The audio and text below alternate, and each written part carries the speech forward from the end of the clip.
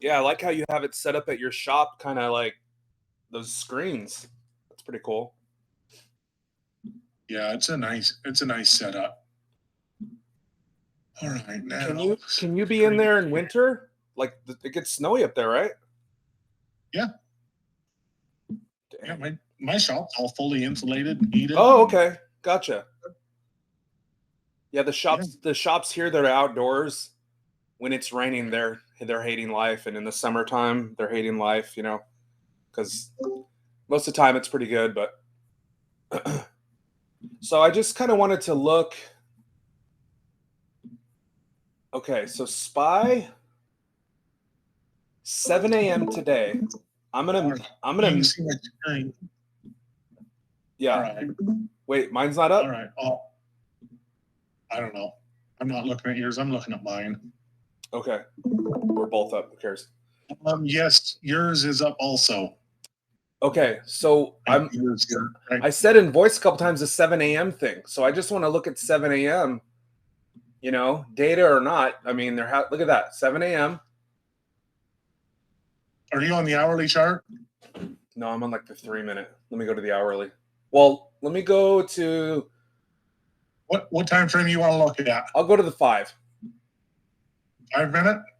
Yeah, because I want to be able to see the 7. I want to be able to see the 7 a.m. dip. 7 a.m. your time. Yep. Look at this. That's pre-market, isn't it? I'm sorry? 7 a.m. would be pre-market. No. Right? 30 minutes after open. Oh, you're top. Oh, so that's... Okay, hold on. That's 10 o'clock. 9? Yeah. Right here. That's 10 o'clock. Right here. So, yeah, we've been getting this 7 a.m. reaction. I mean, I could go like this on the time stamp. It's literally called date time, the tool. But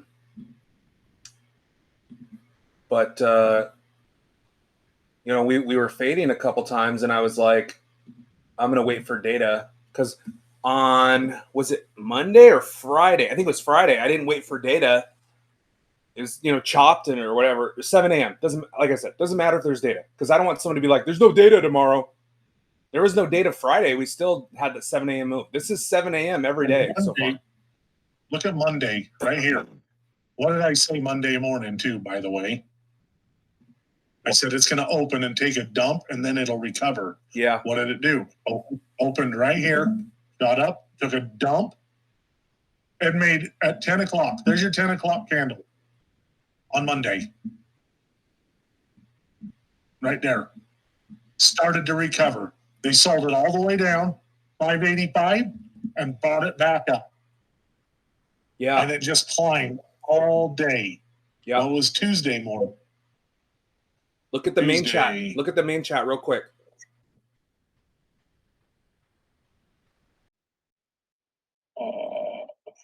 Main chat. Okay. That arrow is 7 a.m. That's today, Wednesday, right? Right. So 1, 2, 3, 4, 5 days. We got out of the yellow broadening wedge thing, and then even as we climbed, we're still making a 7 a.m. move. You know, the one all the way to the left was actually about 7:20 a.m. But still, you know. Right.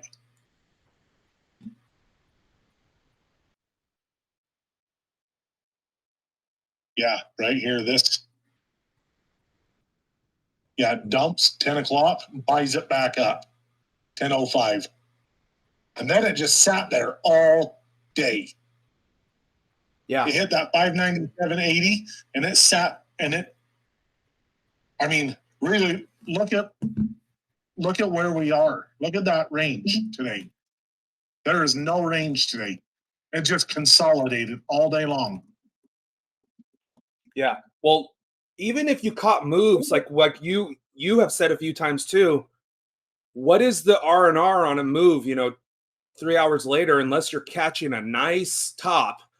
Like, it's just not, you know, at 7 a.m. we're going to get a move. Okay, so if you would have caught right here, okay, at 2 o'clock, right here, you'd have caught the very top of this short on off this 3 bar, which I don't play 3 bars, all the way to close.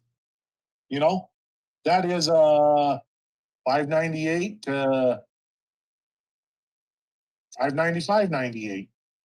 I mean, $3 move, which isn't bad with a 0 DTE, but you're going to get closed out on most contracts right there. Most of the brokers are closing you right here. The other And so day, you missed that. No. the other day, I got stopped out and got right back in because of the wick down. Was it yesterday or no? On Friday, wick down. I put my stop too close, got right back in.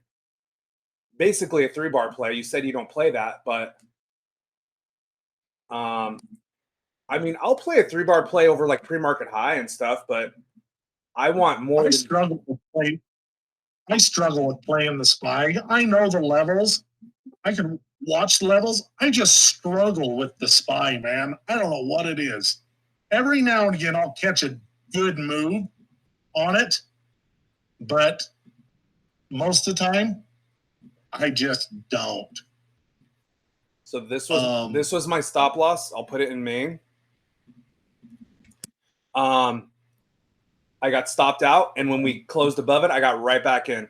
Thank God.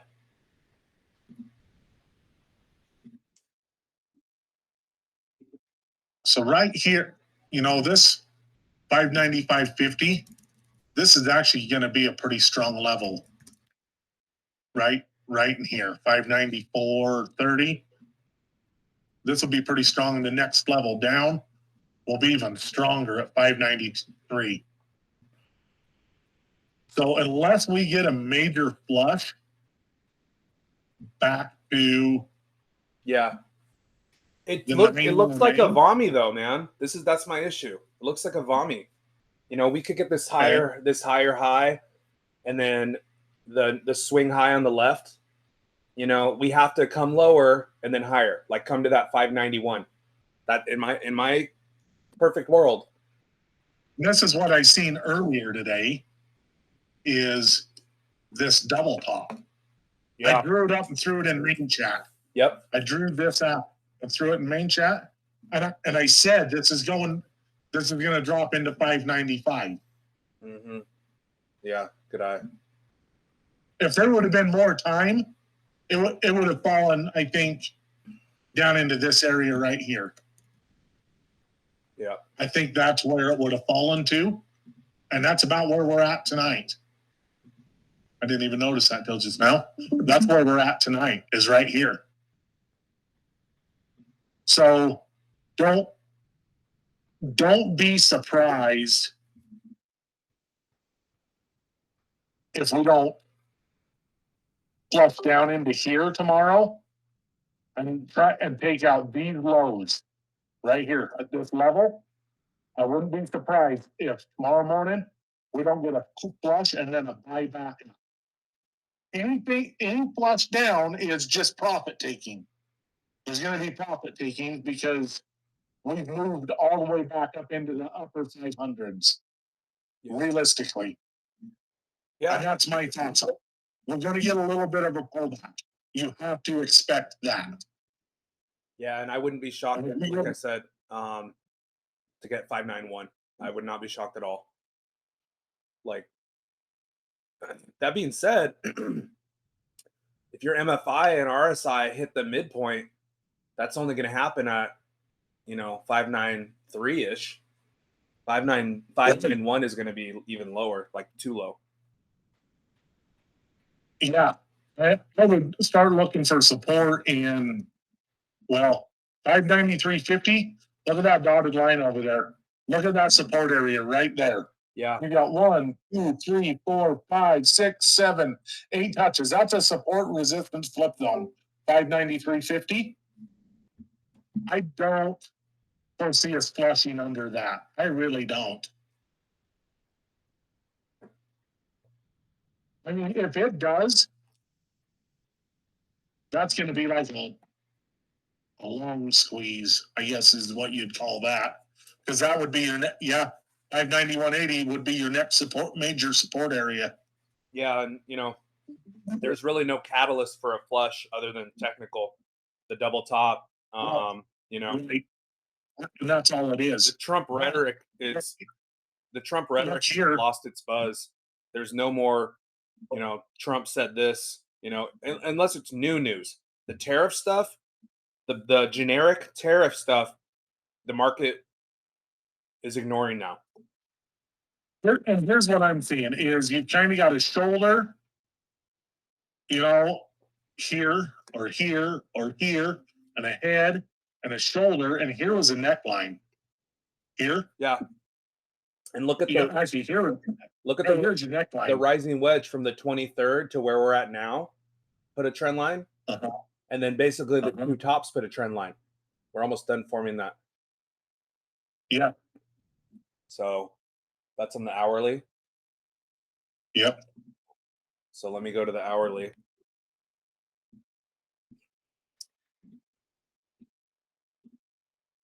Let me take this off. Kind of done with that. That's what I would perceive there is that. And that puts you down at your 20 EMA at 594.80.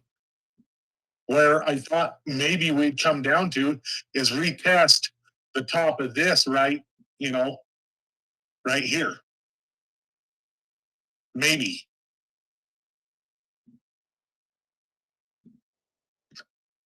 Regression trend.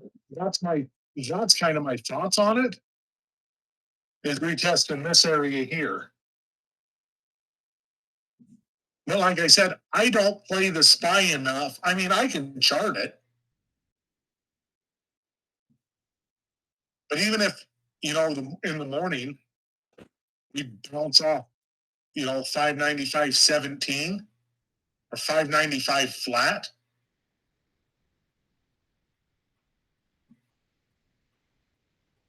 I don't know.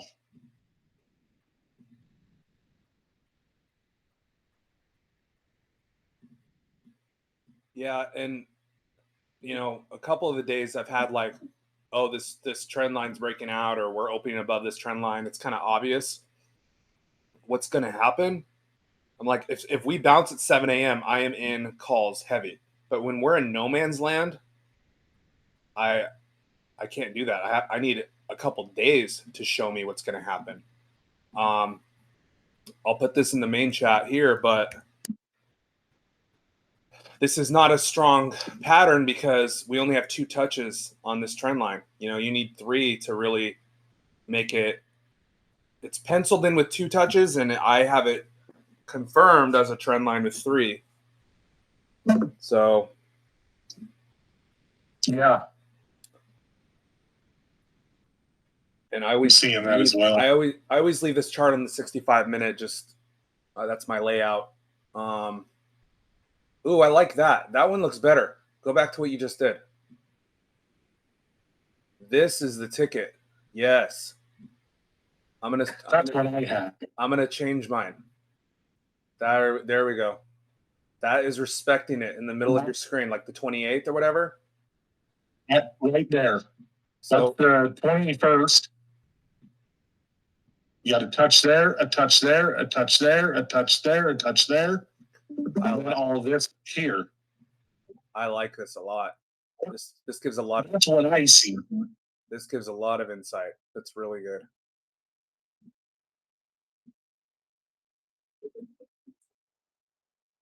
Yeah. So I think you come down past this tomorrow, 5 foot 94.80. And look, your 20 EMA is almost following that trend line. Yeah, I put right there. The lower line, those 2 giant wicks to me are too big to draw the line through. So I would make your slope more steep right on those 2 Fridays.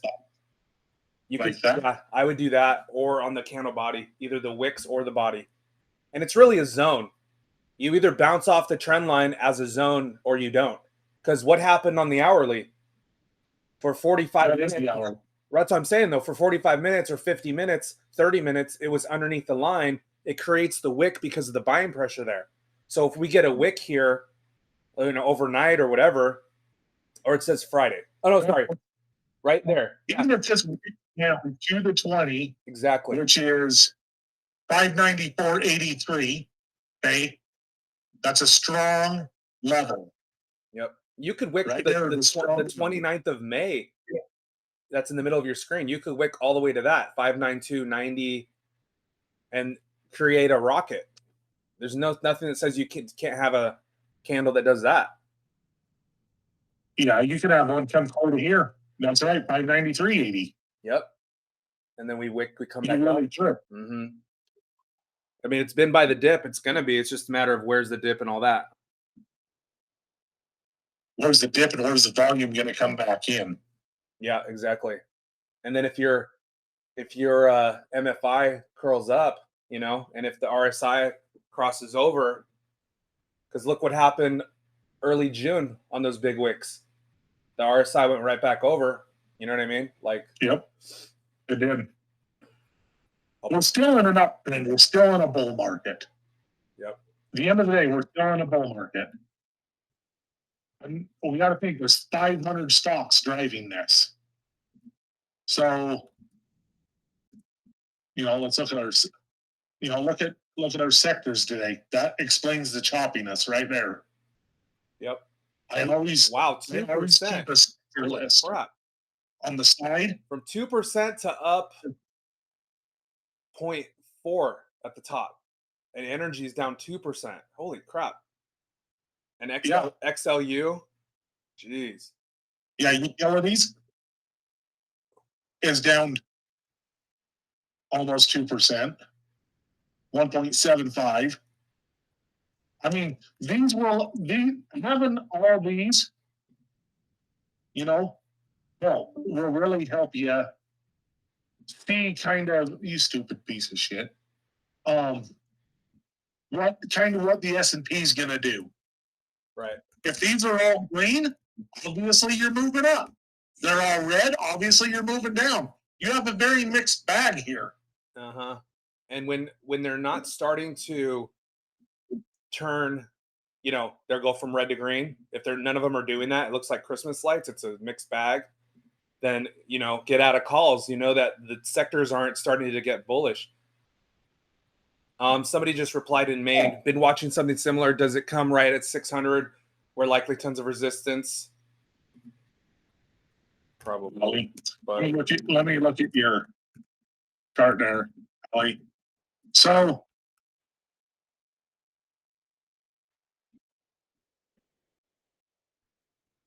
you do have some strong resistance. We are going to have a strong resistance at 600. Really? Yeah, but it's never going to be 600, 0, 0. It's going to be 590. It's going to shoot to 680, 601.10 and come back down, and then the body's going to be under 600. It's not, bulls are going to try to take it higher. Yeah, there's your 600 level right here. I mean, whoops.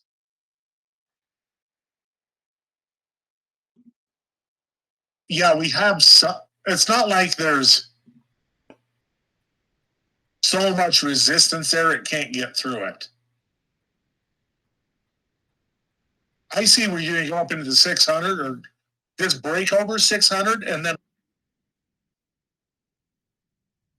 I think it's going to consolidate there before we ever get into new all-time highs. Personally, I think we chop in this zone.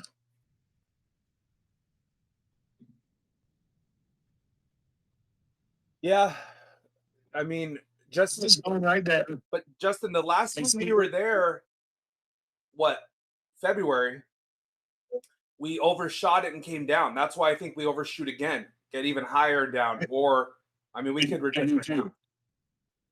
You see the standard dotted line there? Yeah. Which is at, I don't know, what is that? 603.60, 603.70 area.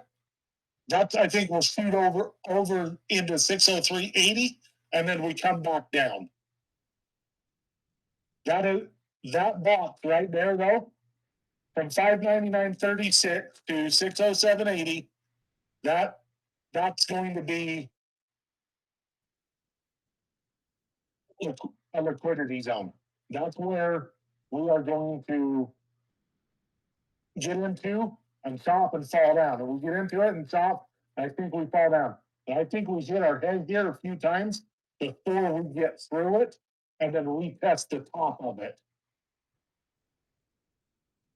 We'll go through it, we'll retest all-time highs in this area, and then we'll fall back down to it before we get a move above it. And if you look at the weekly chart, look at the MFI. It's still rolled up. We still got buyers buying volume here. The RSI is pointed up. It's not like we have a bearish or bullish divergence. We don't. Yeah. Yeah, your RSI is higher. Look at how it crossed over. 312. The last 3 weeks. Your MFI isn't. Look at your MFI. Your MFI is not even into the midpoint. No, it's not. And the RSI, the yellow oscillator thing, Yeah. you know how it like lags or whatever? It's like the, I don't know. I don't even know what it's called. It's like a core, you know, like the purple one I view as the EMA and the yellow the MA, even though that's not correct. But it's still not to the midpoint. Meaning, No, it's not. Meaning you have room to go. So I'm going to say SPY is still not overbought. We haven't on the. It's not overbought. It hasn't topped out at all. Look, when we hit all-time highs right here, look at what the RSI was doing. There was a double top. You know, yeah. So we still have room. We do. Can you go to the daily? I want to see how the daily compares, guys.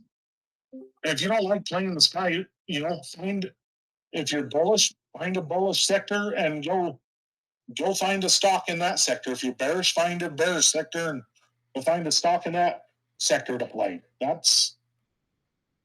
do that a lot. All the time I do that. I usually make money on it.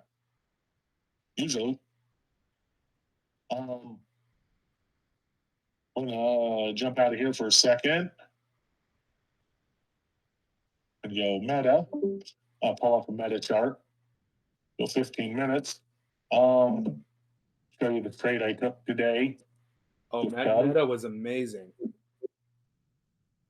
So I had this level actually marked right here as a trigger. Oh, really? 71.30. Yeah. I had that marked as a trigger. That lower high rejection from yesterday, that little swing high or whatever, or not yesterday, but yeah, yesterday. That lower high rejection at power hour. That's a great level. Yep. You tweezer top down. Yep. Where are we at here, right?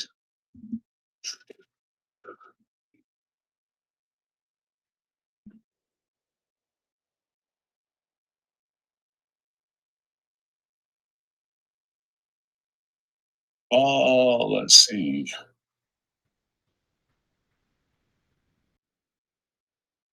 It was right here when this broke. When it broke through and retested it here. Or no, here we are. Here we are. Right here. It didn't quite get through it. Here. It just stalled right there. That candle didn't close through it. I waited until this one come up and it kind of pulled back into it and then took off again. And that's when I took my entry right there. Actually, I didn't get until 30, 672.30 areas when I got in. I sold one. Yeah. Here on this one. I watched it consolidate. I sold another one right here. I watched it dip down. And when it tested this level, I just about sold the other one, but I waited. I waited when it formed this bar, I knew it would take off again, and I sold the other one right there. And then I was out the rest of the day. Yeah, if you can stomach that Wyckoff like dip rip, oh man, you get another 100%, which is Well, nice. yeah.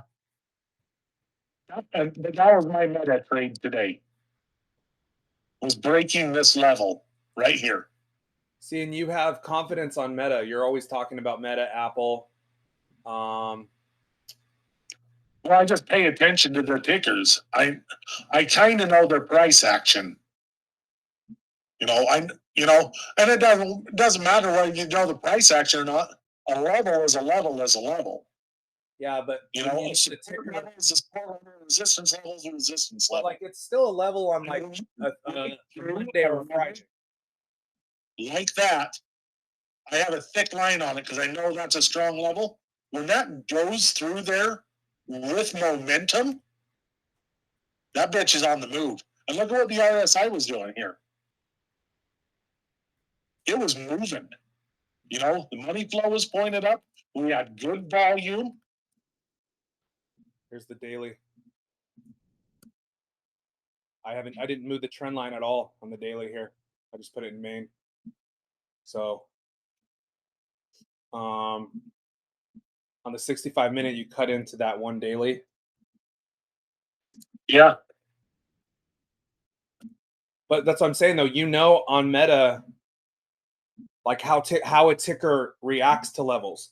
Because if I give you a level on, Roku, Boeing, or something that maybe you're not used to, like Tesla, certain levels later in the week, I'll play, but Monday I won't. I'm just like, I'm not doing it. I'm not going to pay that premium.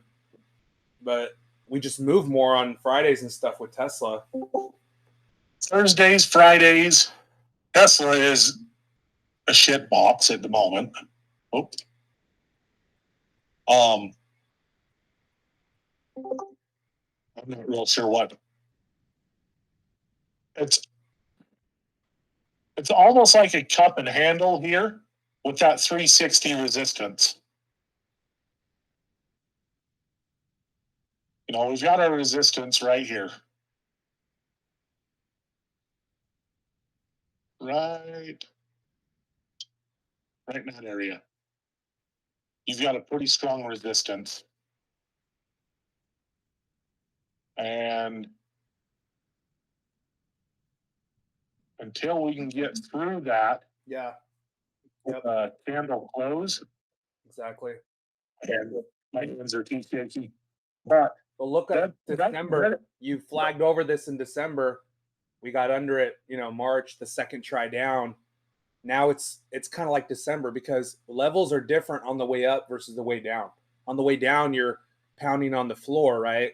On the way up, you want that ascending triangle, higher low. The only difference between December and now is December was a higher low, and here is more of a, you could call it a double bottom, I guess, but it's definitely a clean level. I mean, we should have this going on. Yeah. And then we'll get one of these. Yep. We should get that.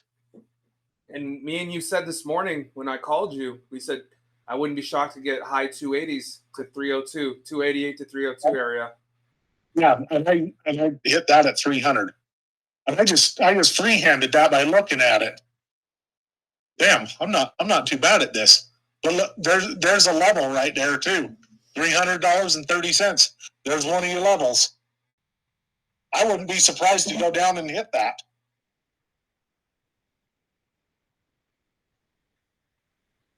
And then push up into the end of the summer, into fall.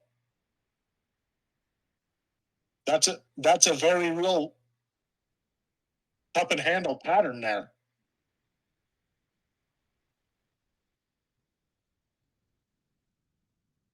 That's just a thought on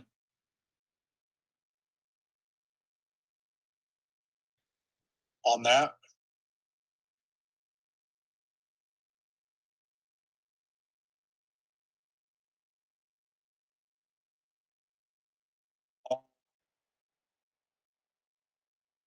Anything else you guys want to look at? Anybody that's in here, speak up. Anything you guys want to go over? Can you go over your whole AIG thing? Yeah, absolutely. Absolutely. AIG. Here we go. So I saw this level right here consolidating at $72. I saw this kind of start consolidating back in the end of May, and I was kind of watching it. And I knew once we got above 80 and could hold above 80, that we would get a move higher. So this is almost a wick off here. So it come up and went up, tested 87, and come back down 75, and then we got back up into the 80 area, and it kind of sat here, and that's when right in here is where I got into those calls, those $85 calls, because I knew we would at some point in time fill this gap. And it kept making higher lows, really. So I got into the June 20th $85 calls. And when it dipped down here, I bought some more. I bought another one, and I just sat on it and watched it. I had my stop loss set down here at 76 because I didn't figure I'd get, I figured if it wicked down that far, it's coming down. Yeah. And then, last week it took off right here. Yeah, it's good R&R too, because the candle bodies are starting to slow down, the bearish candle bodies, and you either pop there or just get out. In terms of the R&R in the trade, you're like, all right, we swept that little low, in May, right? All those little candles.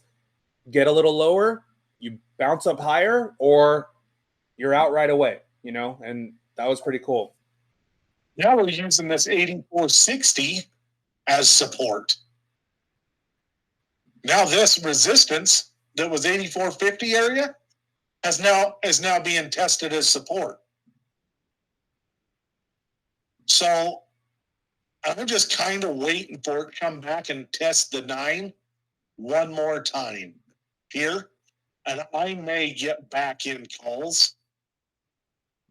I may go to the $86 calls for the 1st of July for a retest of this area up in here. I'm still watching AIG.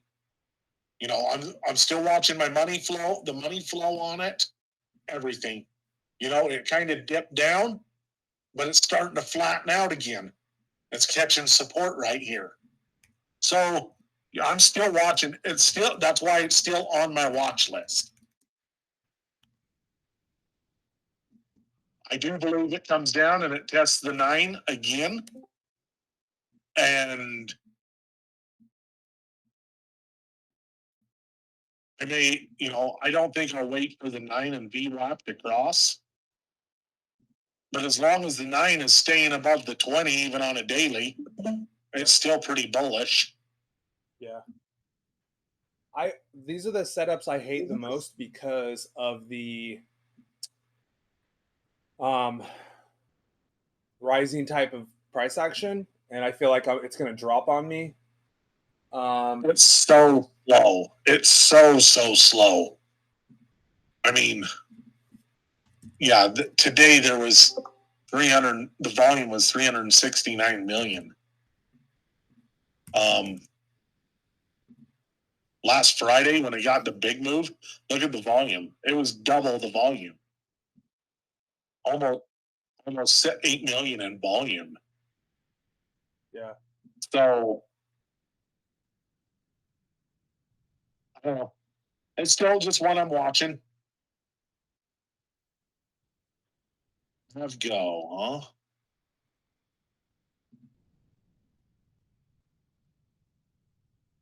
Yeah, Avgo, look at that V-shaped recovery from 130s, and then look at the left. Yeah. Look at December. See how we got under it in April and then higher. This is almost like your AIG trade, but at a macro level. You know, you get lower than higher. So yes.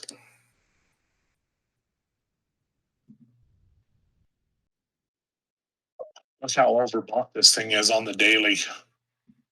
But yeah, it is very. But the money flow is still flowing in. Volume. People are still flowing into it. But that shooter on the day, I would be expecting this to come down and retest this area right in here pretty soon, if not in the next couple of days. I would expect a retest of this breakout. Yeah, exactly. And probably lower. Probably gets that February swing high. Well, yeah, it probably does. Right in here. This might be something that somebody could grab some puts on for next month, for the end of this month, even. Well, the thing is, if you're bullish on AVGO, let's just say you're like you like the stock or you want to put it in your Roth or something, I would add shares now and then add a couple of puts at like 220. And if it goes up, your puts get smoked. Doesn't matter, you're in shares because it goes up. If it comes down, your puts are going to bank, and then you just buy more shares with the put money. That's Right. what it would be. Yep, absolutely. I do 100% foresee this retesting this area right here. I 100% will retest this area.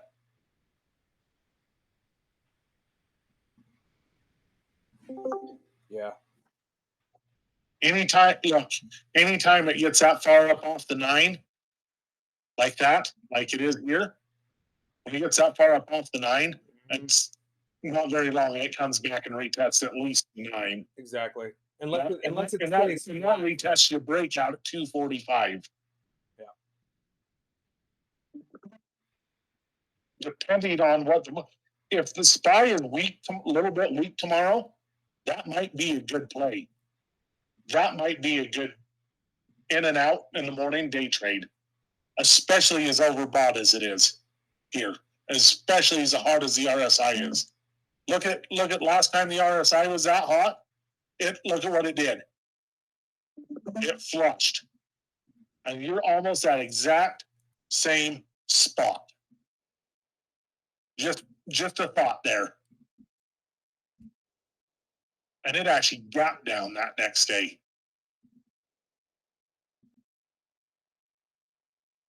So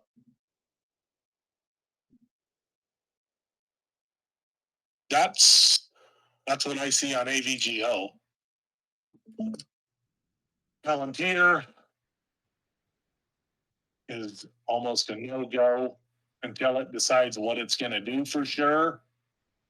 I think it's retested the breakout area a couple of times. So this is just a no trade zone here to me. Yeah, you need a retest or some sort of. See, I would love a falling wedge into like 120 to 112. Falling wedge, you're in. I love look at the falling wedge at the beginning of May. You had that gap down, right, and then you get that little inside bar, that resistance. Yep. It tried to make a piercing line, and then the very next day, you're in that thing. You are in that thing for the gap fill. I know we were in PLTR that day. I guarantee it. I was in it that day. I remember it. 100% she was in it. MSI's pointed down, RSI's pointed down. I suspect tomorrow that, everything was a little weaker today, except Meta. Meta was the only one that was really strong today. I mean, look, Meta is the only one that really moved today at all. And if it pulls back and it lets everything else pull back a little, I suspect some of these we're going to get a little bit of pullback on. Not a huge amount because, like we talked about on the phone, we're still in a bull market, but everything's is gonna pull back and reset just a little bit, I believe.